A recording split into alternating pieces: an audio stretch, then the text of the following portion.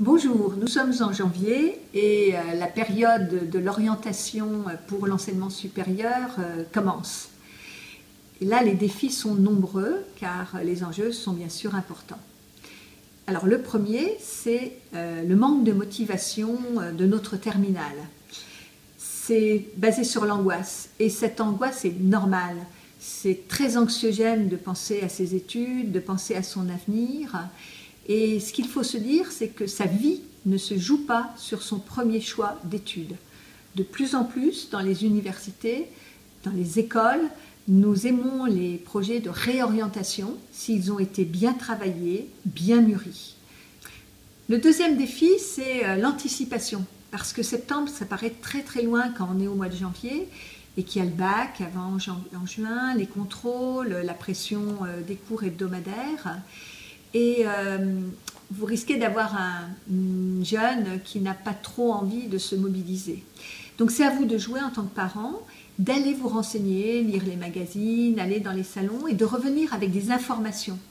Et là, vous pourrez rentrer dans l'argumentation, son esprit de contradiction jouera sûrement, mais il pourra vous dire s'il ne sait pas ce qu'il ne veut pas.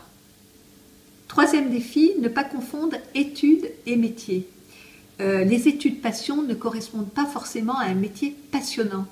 J'ai vu beaucoup d'étudiants qui s'étaient engagés dans des études qui leur plaisaient, qui les séduisaient, et par exemple la psychologie, la philosophie, la géographie, et qui découvraient que ce n'était pas fait pour eux le métier de l'enseignement.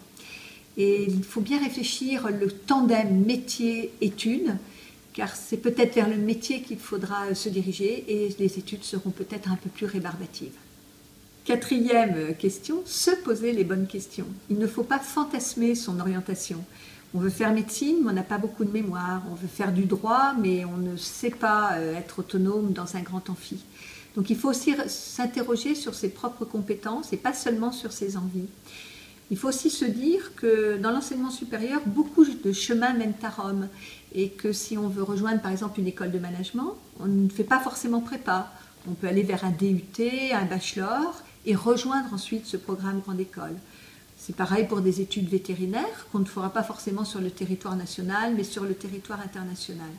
Donc il faut à la fois réfléchir à ses compétences et à la fois à son projet et voir les chemins qui permettront, sous forme de parcours peut-être plus que de routes complètement rectilignes, qui permettront de réussir. En conclusion, la bonne orientation, c'est quoi? C'est une bonne connaissance de soi, c'est un trait de questionnement, c'est un zeste de recul et puis c'est une bonne dose de motivation. Surtout, ne pas s'auto-censurer et y croire. C'est comme au Monopoly, au jeu de loi, on peut repasser par la case départ, mais on peut gagner la partie.